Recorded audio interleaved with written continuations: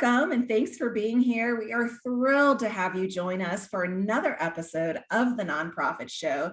Today we have one of my dear friends that we've met through mutual, professional connections and colleagues, Shailushi Baxi Ritchie, and you are a consultant in the Chicago area, and we're excited to learn more about you and especially your topic today, which is the 4 principles of interim leadership. So before we dive into this conversation with you, Shailushi, we of course want to make sure that our viewers and listeners know who they might be looking at or listening to. Thank you to Julia Patrick, of course, for creating this platform. Julia serves as the CEO of the American Nonprofit Academy. I get to serve alongside Julia and play with her each and every day as the co-host of the Nonprofit Show.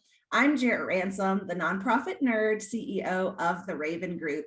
And we continue to be so very grateful for the unwavering support and commitment from our presenting sponsors. So thank you so very much. Bloomerang, American Nonprofit Academy, your part-time controller, Nonprofit Nerd, Fundraising Academy, Staffing Boutique, and the Nonprofit Thought Leader. If you joined us in that green room chatter, you would have heard that we are marching towards our 600th episode, and we keep going and growing. Our topics continue to expand and evolve. If you missed any of them or you want to go back and listen to today's conversation, please check us out on Roku, YouTube, Fire TV, as well as Vimeo and podcast. I still like to say, but wait, there's more. That ShamWow commercial. So you can absolutely listen to us through podcast, wherever you stream your podcast. So go ahead and queue us up for that. But I'm going to queue us up for our guest, because again, today we have Shailushi with us today. I wrote this phonetically. So let's say Sevah Consulting. And first of all, welcome. And then please let us know, because you let me know, and Julia already did her homework. Yeah, what does cool. Sevah mean? Sevah is a Sanskrit word. So Sanskrit is the equivalent of Latin in India. And it's a word that means selfless service to others. So I have spent my entire life in nonprofits. And when I decided to move over to, I suppose, the business side, it doesn't really feel like business, but the business side, I wanted to really find a word that encapsulated why I was doing this. I love that. I think that's such a cool thing, because at the end of the day, Shailushi, that's one of the guiding principles. Whether we describe it or discuss it enough, it's kind of one of those innate pieces of all of us that serve. And so awesome. Part of what you're doing, and one of your service points that we really wanted to get into, is the 4 main concepts behind interim leadership. And Jarrett and I have been all over this topic for so long. We see this as one of those major boons to our sector as so much change has happened. And so let's get into this conversation, because you talk about these 4 concepts that we kind of need to wrap our heads around as we're looking at interim leadership. And the first word you use is systematic. Yeah, systematic. Absolutely. So for your viewers who may not be familiar with the with the concept of interim leadership is really about transition between 2 permanent people, quote unquote permanent. We all know that nothing is permanent, but really it's between your permanent outgoing person and your next incoming person who's going to be their successor. And so that's that in between space. The transition is interim leadership. So part of what that means to be an interim leader is that you do your work in a systematic way. It's not random. It's not just kind of throw stuff at the wall and see what sticks. That there are specific processes and approaches that interim leaders use to get a sense of A, what needs to be done, and B, how to move forward. So this is not just babysitting an organization.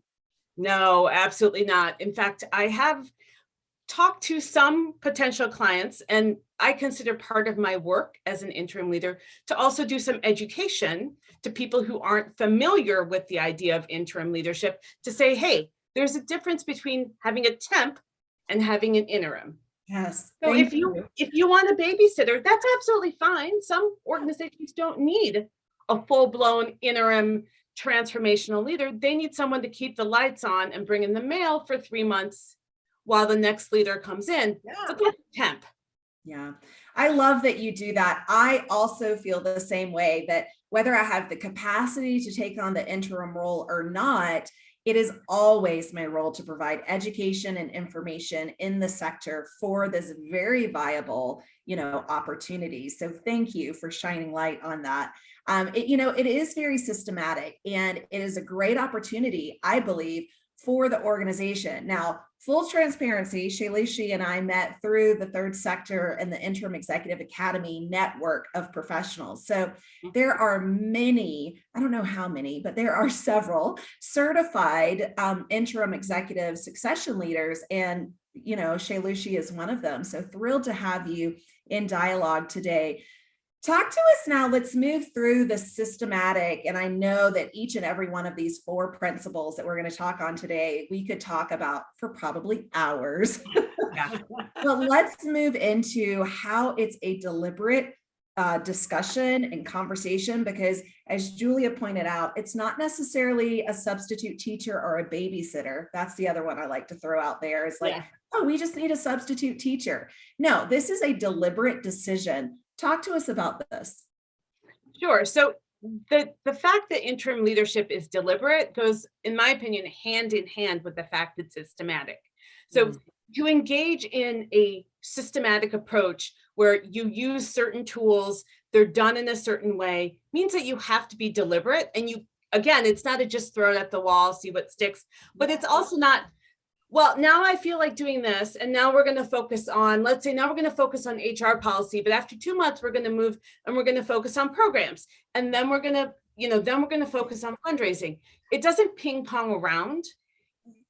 You go through your system, you use certain tools, and based on those tools, you lay out a plan that both marks what needs to be done, lays out the timelines for doing them, and lays out the benchmarks for what it's going to look like when it's done.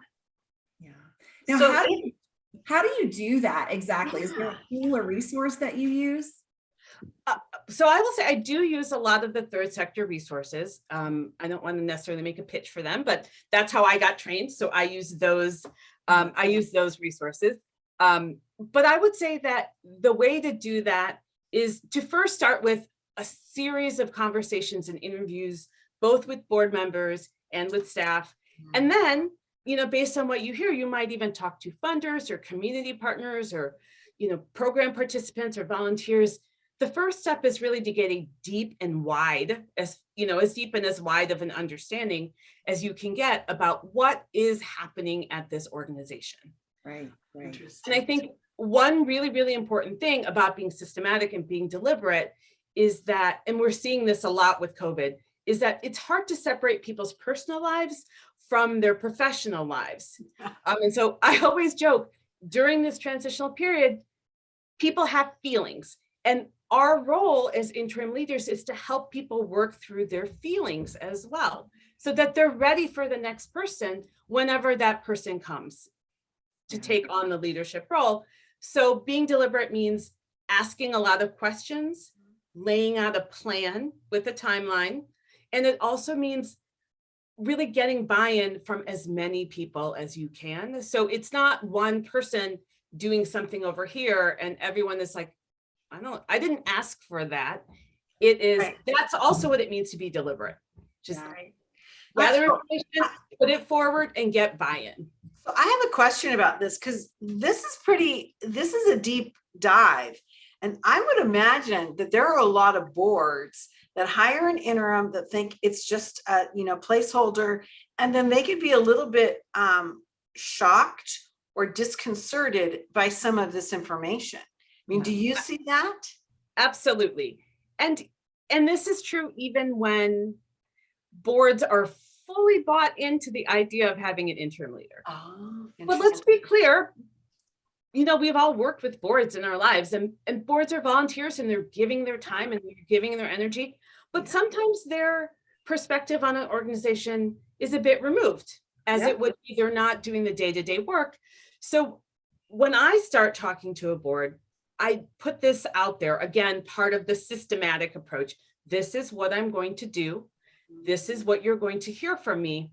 I promise you, you will learn some things that you didn't necessarily know, and you might not like it.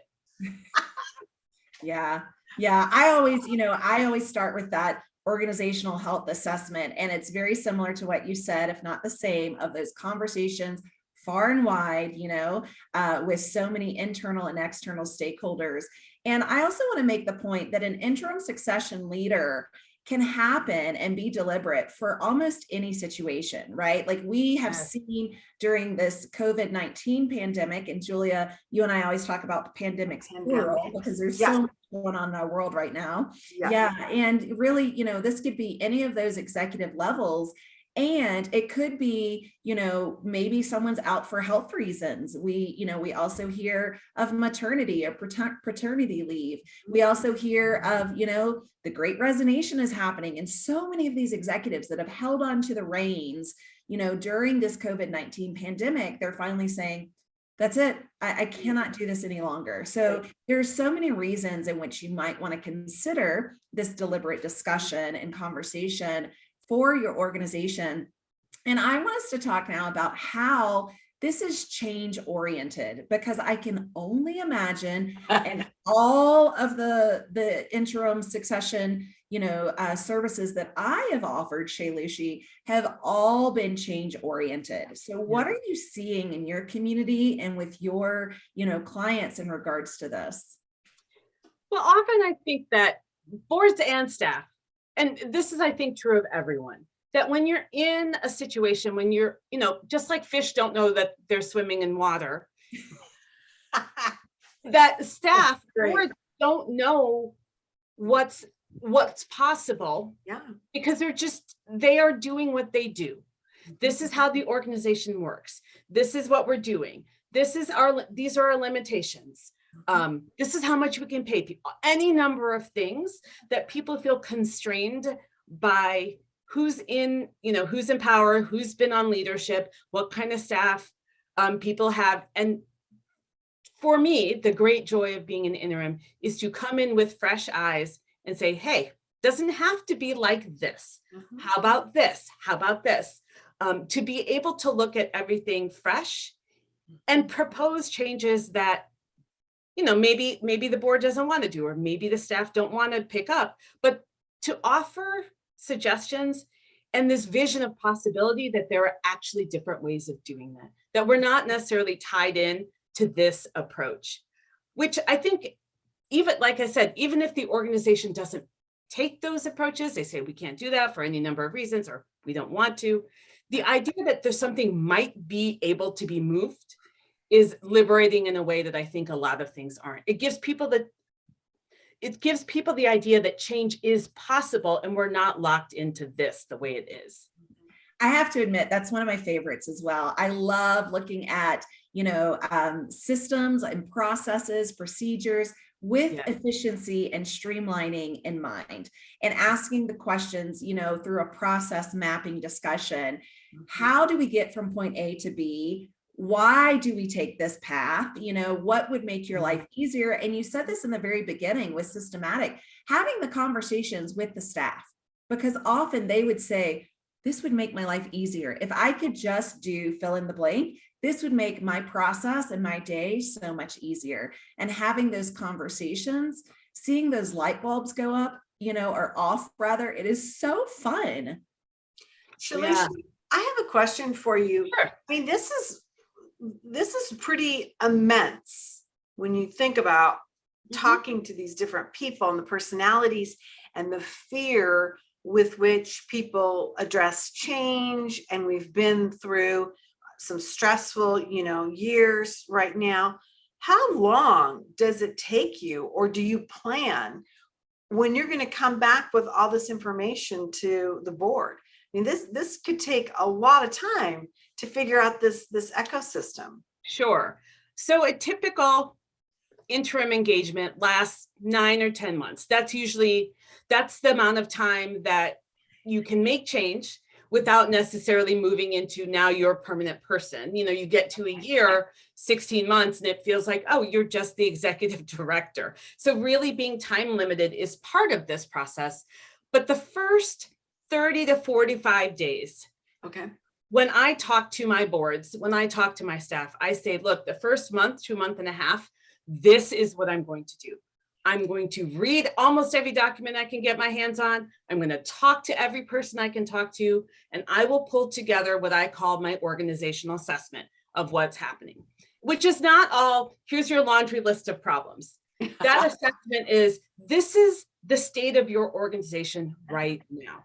This is what's working really, really well. Let's build on that. These are some of your challenges, and these are the solutions I see to these challenges.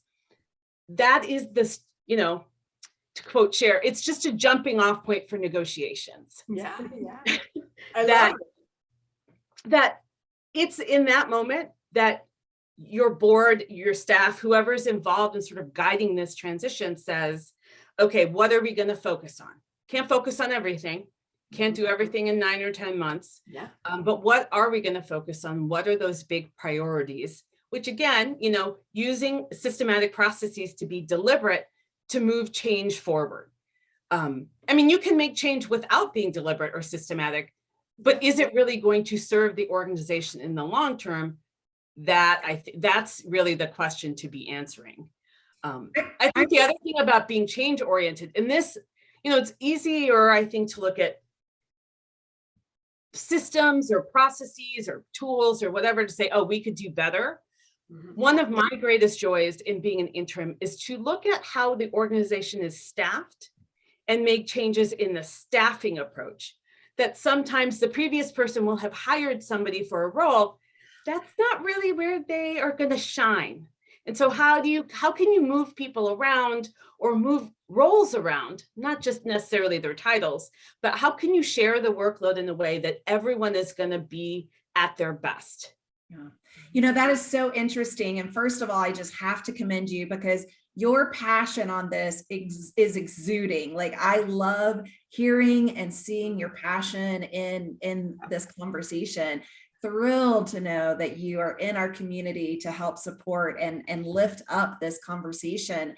You know, you're right with staffing, and I'm curious if you could talk to us about, you know, the workforce shortage, the great resignation or the great reshuffle, however you want to phrase that.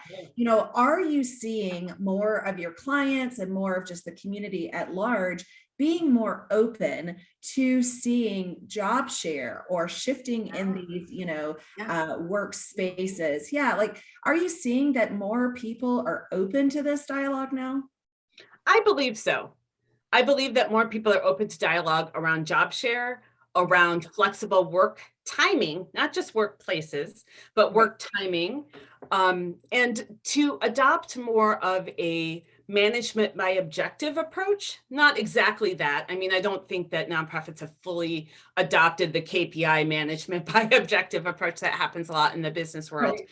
But this idea that because we're not all in the same place and haven't been for quite some time now, that the supervision of work needs to happen more about accomplishing objectives, not about watching people in their desk do jobs for 8 hours a day. There's a lot more flexibility that people are willing to give, but a lot more flexibility that's being asked. Yeah. And so a part of interim leadership now is, how do you facilitate that kind of flexibility to keep people? How do you push for the kinds of workplaces that people want to be working in? And that's a huge thing. And anyone who's been in the nonprofit sector or been around anyone in the nonprofit sector knows that one of the biggest challenges of the sector has been low pay with lots and lots of hours. Right. This sense that, well, you're really committed to the mission, so you should do whatever, right, however long. And I think just like in the corporate world, people are like, not doing that anymore. Right. Yeah. So part of our change is also, how do we change culture, which is very, very difficult, right? That stuff is very sticky. And it's also the kind of work that is often unspoken. There are unspoken rules and unspoken expectations. As an interim, I consider it my role to bring some of that to light and to make it explicit. What are we asking of staff? What are we asking of boards? And what do we need to support everyone to do their, to perform their roles well, instead of just sort of letting it sort of, slide underneath the surface with this, we all know what's expected here type attitude. Yeah. Yeah. So there's 4 principles. And again, you've spoken so extremely passionate about all 3 of them thus far: the systematic, the deliberate, the change-oriented. And when we were preparing for today's conversation, we talked about the transcendent. And you said, ooh, that one's so much fun. Yes. So I can only imagine, your conversations and talking points for this. So let's dive deep. We don't have too much time remaining. We warned you and all of our viewers and listeners, it goes by so quickly. But let's talk about this 4th principle. So being transcendent is about rising above or going past, right? So when you transcend something, you go above or beyond what was. Now, I think people, when they think about transcendent, they think somewhat like it's going to be some spiritual experience. For me, sometimes it is. When I see an organization go from, point A to point B, and just how much everything is operating 10% or 15% more effectively, more efficiently, and staff is happier, everyone's happier to be there, that is transcendent. It is spiritual for me. Yeah. But from an operations standpoint, from an organizational standpoint, the idea that if you are systematic, if you are deliberate, and if you focus on change, you can move beyond where the organization has been and level it up, right? And using the analogy or the metaphor of video games, when you earn enough points, you level up and you're stronger, you can do more, you get certain skills or whatever. That is how I think about being transcendent, which is you go from a certain place and you go through this process and you do more and you gain more skills, and then you're at another place and you're sort of leveled up. I like that. I like that a lot, because that's something that we can all understand, and it doesn't seem punitive. It doesn't seem like, oh, well, this was such a disaster, we're somewhere else. It doesn't. It's positive, I guess, is another way to look at it. It's encouraging. It's absolutely that being transcendent is just as much about building on strength as it is about addressing challenges. I think a lot of times the perception is, as an interim, you're going to come in here and change everything, and you're just going to point out how awful it is, and all we're going to do is slog on these challenges. No. There's part of being an interim is also celebrating what's great about an organization and what it's done so well despite the challenges. Right. And let's build on what's going great. Let's address some of the things that are kind of weighing it down so you can level up, so the organization can level up. And ultimately, all of us who care about the sector, what do we want?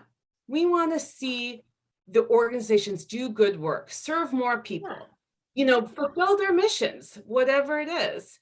And I think we're all part of that big sort of, let's do more. Let's get more out there, because we want to see the world be a better place, and however we imagine it to be. Right. When I hear level up, I also hear like increased in maturity, and that could be our infrastructure. It could be our administrative systems. I know that there are so many organizations that have seen an increased growth of staff and operating budget over these last 2.5 years. That's a blessing and a curse, because it comes with, growing pains. It comes with this unknown of these are uncharted territories we've not been in before. And it really is a great opportunity to look and celebrate what you have done, often with very little, and what you can do often with a whole lot more of support and resources to you. And so I too, Julia, I love the level up. And I also see this as, maturity for the organization, for the systems, for the potential of what that means, as you said, Shailushi, for the community at large, because that's ultimately what we all want. Yeah, absolutely. That's absolutely true. I often think too, one of the saddest things, one of the most challenging things for me about the sector is that we, like you said, Jarrett, we are always asked to do so much with so little. Yeah. Right? This issue that like, oh, we'll pay for programs, but we don't want to pay for any operating. Well, how do you think programs work if you don't pay for lights and rent and telecom systems? And so often when I move into an interim engagement, the programs are zipping along. Programs are great because there is always so much focus on making sure that the work gets done well. And that's what you have to report out to funders on anyway, right? So it's really, really important to do it well and do what you said you were going to do. It's the operations side that's deeply ignored, overlooked, and under-resourced. So part of my role as an interim, I think, is to be creative also about how do we transcend what we have with what's available. Can we do things a little differently? Can we do things, can we, again, deploy our resources differently? Can we find something that's free? Can we implement a system that's gonna streamline things that people in the day-to-day, because they're in the day-to-day, don't get a chance to think about? Right. You know, I often joke that founders start organizations, they're not interested in good HR systems. That's not why they start organizations. They're driven for mission, but HR systems are important. They're part of it. Yeah, they're part of it. Especially as you grow and you level up and you level up and you level up throughout, you know, your maturity or adolescent cycle. All of that is so very important. I have one quick curveball for you, and I guess it's not really a curveball, but in our final few minutes here, I'm curious, you know, for those organizations that are out there and either considering this or now considering this as a very viable option, you know, is it important that if we are serving, let's say, the human services sector, that we find an interim that is experienced in human services? Or is the interim succession leader, you know, kind of crossover in these various highlighted sectors? Could an arts and culture come into education and vice versa? Could you speak to that just briefly before we close up? Good question. Absolutely. That is a great question. It's not going to be a definitive answer. I would say it absolutely depends. And it depends upon what your organization's staffing is like. Do you have really strong program staff? Do they know what they're doing? Are they directed? Do you have a very strong development department? Do you have a development department even? And the board should ask itself, how much programmatic work are we going to ask our interim to do? If it really does require going out there, interacting with, you know, all kinds of people in the community and representing the agency, then it is really important. Sure. However, if the work is internal, if it's operations and organizational culture based, and that the interim doesn't have that much role as a public facing person or a program facing person, it's less important, because the systematic work, the org change work, the staff supervision, the efficiency work, that's always going to be the same, right? Those skills are transferable. It's really the knowledge. And so boards should ask themselves, do we need someone who knows this issue? Or do we need someone who's really going to be able to work internally at the organization? I love that. Thank you for that. And thank you for sharing your wonderful wisdom and expertise with us. Again, Shailushi Baxi Ritchie, CEO of Sevah Consulting. Check her out. Check out the consulting firm that she has based out of Chicago. Do you work nationally? Or are you focused on the Chicago area? Most of my engagements have been in the Chicago area. I do work nationally. I'm not able to relocate right now, but hybrid engagements I can absolutely do. Perfect. Well, thank you so very much. Absolutely. Thank you for having me. I really enjoyed it. Well, good. Again, everybody, I'm Julia Patrick. I've been joined today by the nonprofit nerd herself, Jarrett Ransom. Again, we want to thank all of our presenting sponsors who allow us to have these amazing discussions. Everybody from Bloomerang, nonprofit, couldn't think of my own business, American Nonprofit Academy, Your Part-Time Controller, Nonprofit Nerd, Fundraising Academy, Staffing Boutique, and Nonprofit Thought Leaders. These are the folks that join with us every day to hear the amazing wisdom and passion that we've had today with Shailushi. So we are just delighted that we could have yet another episode. And as we end today's episode of the Nonprofit Show, we want to remind everyone and ourselves to stay well, so you can do well. We'll see you back here tomorrow, everyone.